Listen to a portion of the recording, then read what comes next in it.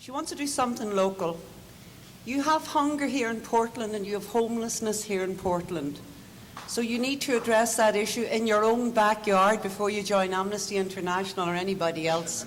Go out and look in your community at what's to do and do it in your community, because before you can work globally, you must work locally. We have a question here that I think demonstrates the rapport that has been established here this afternoon between the presenters and the audience, because I have a question for Adolfo and for Betty, and that to me represents respect and also a sense of relationship. First of all, Adolfo, specifically, what did you do that resulted in your imprisonment, and what were the results which moved toward peace? Y lo que hice, lo que estamos haciendo aquí, denunciando las injusticias. What I did was just what we're doing here this afternoon, to denounce injustice.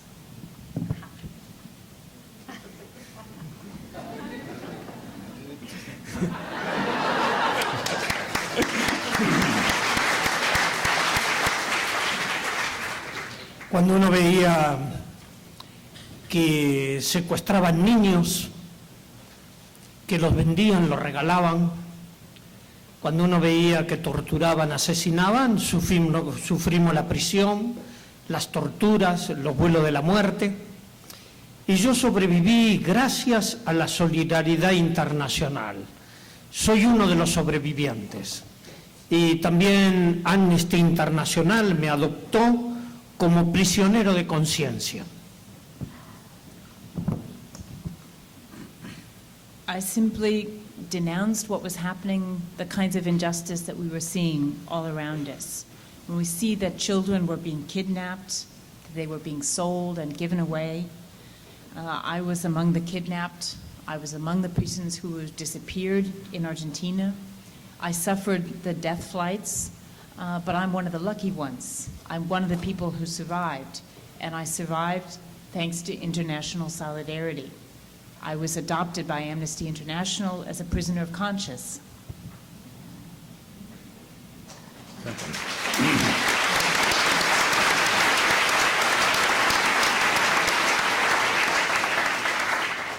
For Betty, what did you do that caught the attention of the Nobel Committee? What was the name of your PR firm?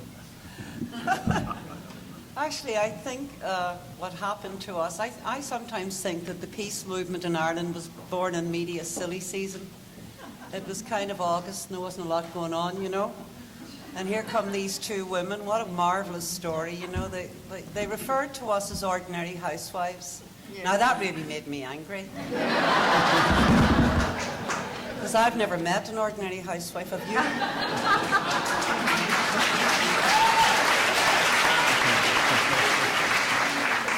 And then they referred to us as the petticoat brigade.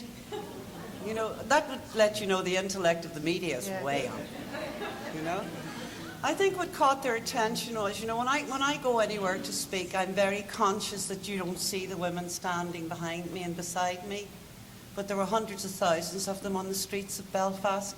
It was hard not to notice us, you know. Our first rally drew 10,000 women, the second 36,000, the third 50,000, up until our final rally in Trafalgar Square, which we had 250,000 women at that rally. And I remember standing beside Joan Baez. You know the name Joan Baez? Well, I love Joan, and I love dropping her name because she's a friend of mine. Yes. Anyway, Joan was standing beside me on the platform in Trafalgar Square, and I remember looking at her, and I want you to listen carefully to what I'm going to say. There were 250,000 people in Trafalgar Square, and I turned to Joan and I said, we'll be very lucky if we end up with 10 workers for peace. There is a difference between rallying and actually working for peace. The transition from up there to down here was very difficult. But I guess maybe the Nobel Committee noticed all the women. I don't know, because they're all, you can't see them, but they're all here.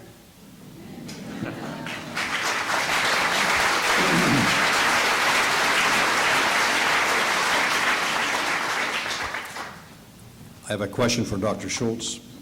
What personal experience led you to be a part of Amnesty? My connections with these issues go way back, as Bob Musil's do as well, to the civil rights and anti-Vietnam War era.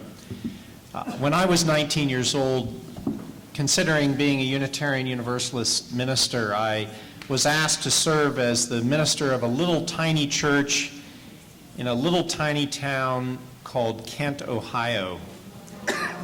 And it was at the very same time as the Kent State killings. And that incident, I was 19, maybe 20 years old, that incident reinforced for me the idea that any government can turn on its own citizens. Any government, even that which wears proudly its democratic stripes. And I suppose that that incident has always stayed with me through the years of my service as a parish minister and then as president of the Unitarian Universalist Congregations of North America. Unitarian Universalism, as those of you who are familiar with it may know, is a religious movement committed to social justice in all its forms, to a global fealty, a global loyalty, a sense that we are all citizens not of our own countries alone, but of the world. And therefore, when my term as president of the Unitarian Universalist Association was completed in 1993, Amnesty was looking for an executive director who knew a little something about social justice, global affairs, and moreover, raising money.